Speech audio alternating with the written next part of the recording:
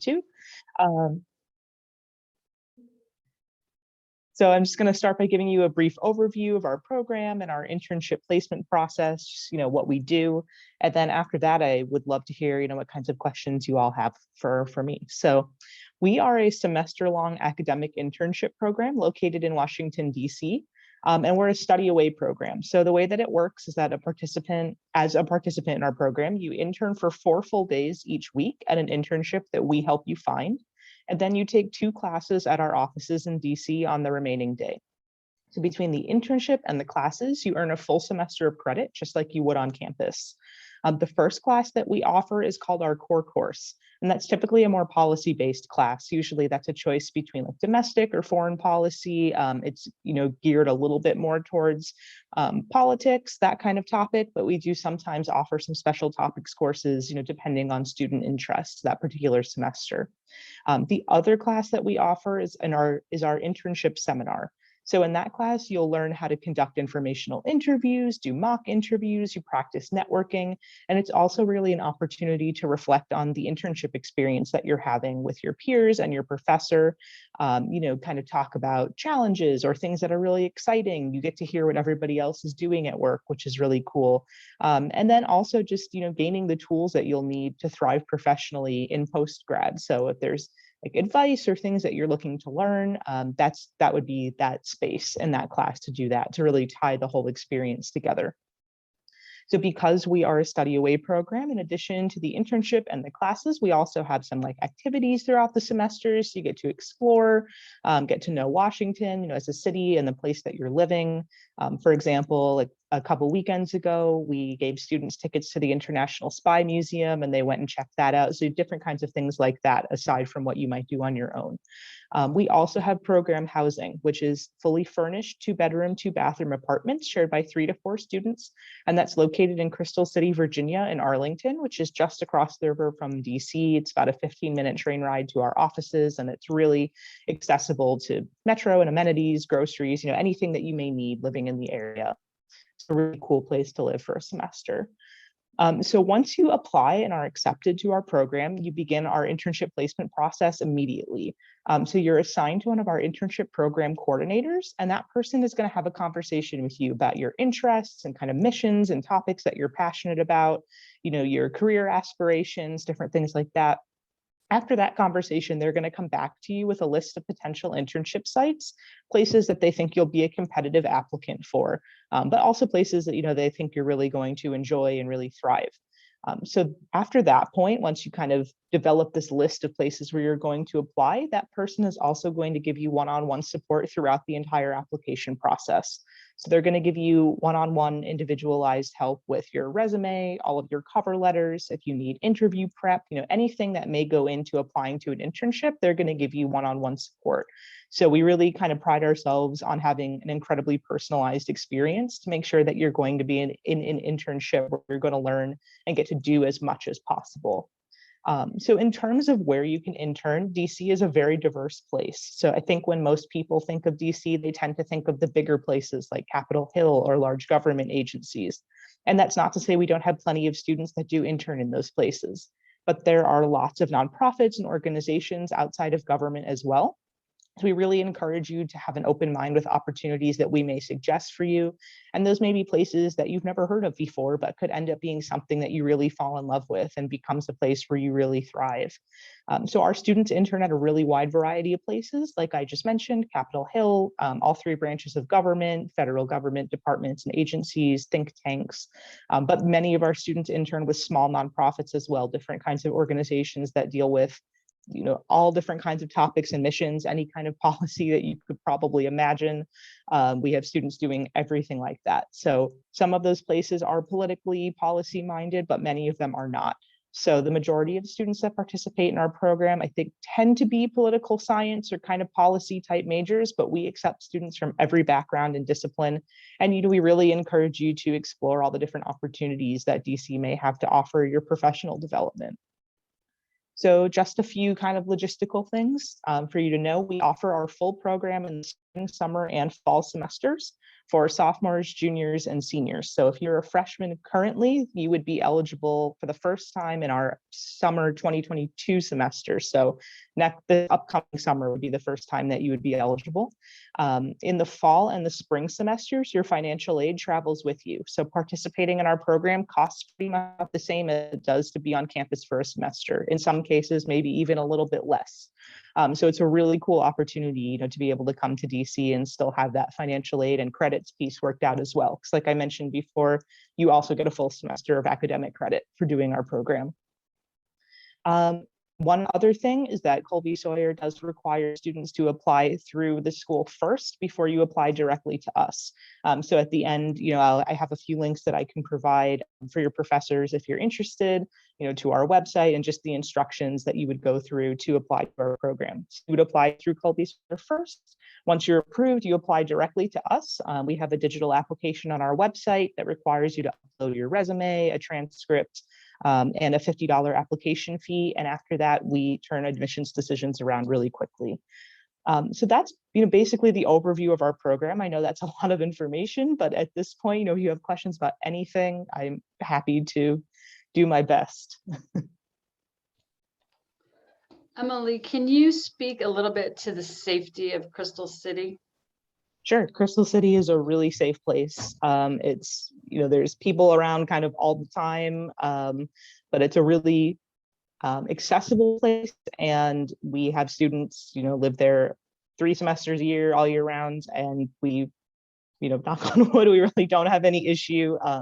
When students come, we have an orientation, and at orientation, we'll discuss, kind of safety things as far as living in the city and living around the city and getting around. And, there are always a few places here and there we might say, maybe just don't be in this place alone at night, but that's not where you're going to be living. And honestly, those places are really off the beaten path. So safety is definitely something that we think about, but as far as where you'd be living, it's a very safe place. Let's see, are there opportunities to have the application fee covered either by Colby Sawyer, Washington? That's a good question. That's not something that we cover. I don't know about the Colby Sawyer end. I don't believe so. No, I would have to get back to you. Is this Anne's class? I will, yeah, okay. I will check on that. I'm not sure. So opportunities for the application fee to be covered. Yeah, and so in the summer semester, I know financial aid does not typically cover that. You usually have to pay our program. But we do offer a few scholarships that you can apply for, and I can provide information for that as well. We have a working student scholarship award. So, if you're working either, during school to put yourself through school, whatever that may be, if you can provide financial aid documents and things like pay stubs, proof that you're working, we can put you into the running. We select 2 students for that scholarship every semester.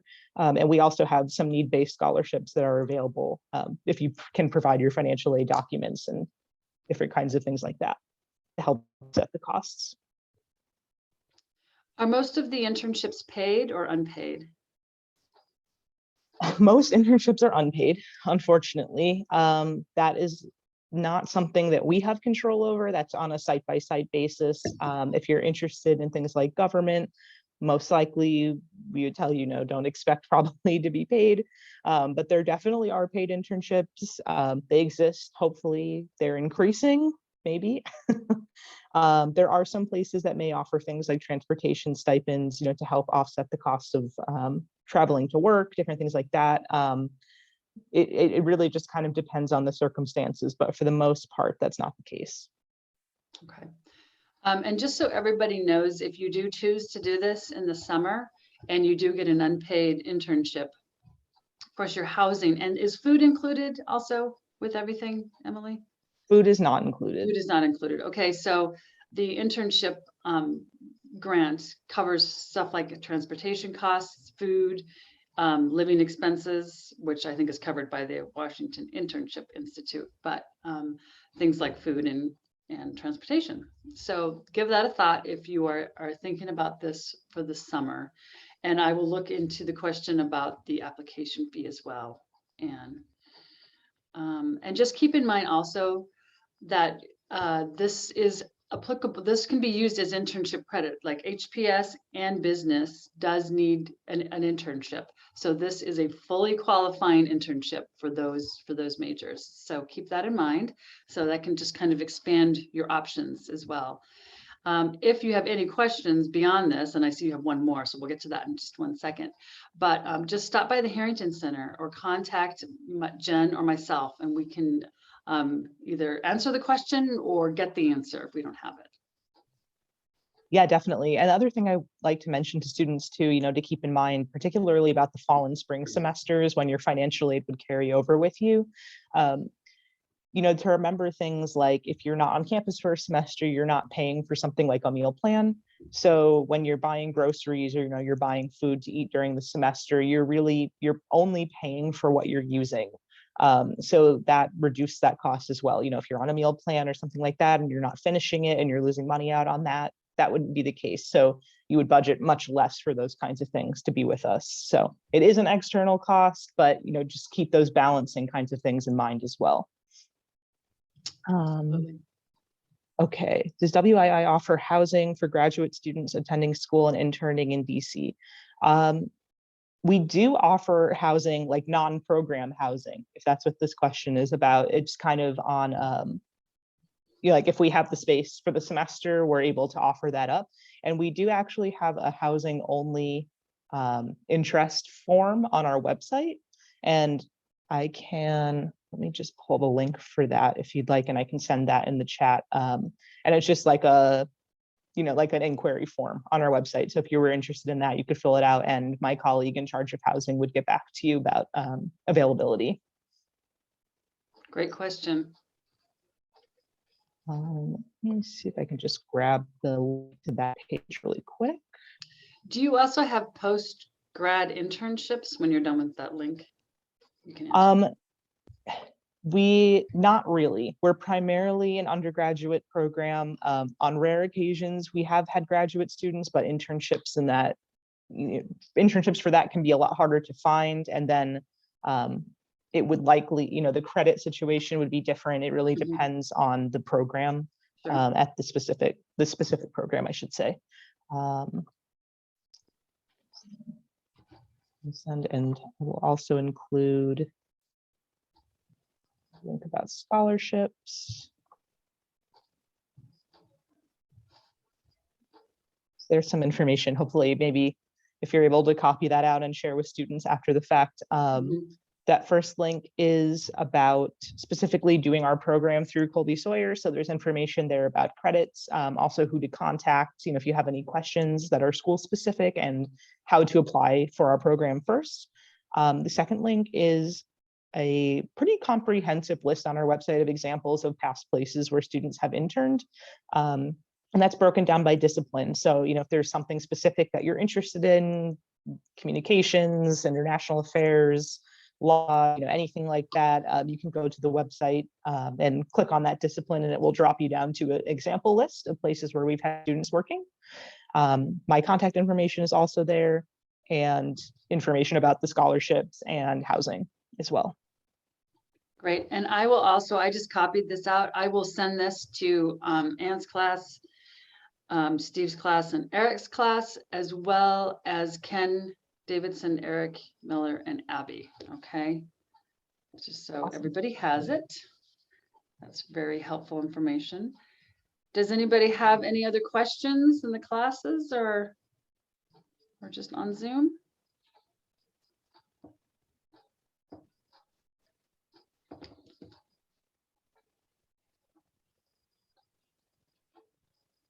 Okay, well, if you come up with one later, you can always contact me and then I can contact Emily and ask that question for you. Or you can contact Emily yourself. There's your email. Definitely, either way. Oh, great. All right, well, thank you, Emily. I really appreciate your time in bringing this to our students. And I think it's a great opportunity. Hopefully we can get some people to take advantage of it because I think it's really worthwhile. So. Yeah, definitely. Thanks for having us. And, we'd love to see anybody down in DC. It's really great experience and it's kind of just very unique. If you're looking to have an internship experience, it's a really cool place to do it. Absolutely. And thank you everybody for joining us, and hope you got some good food for thought. All right. Thank you. Everybody have a great day. Have a good one. All right. Bye-bye. Bye.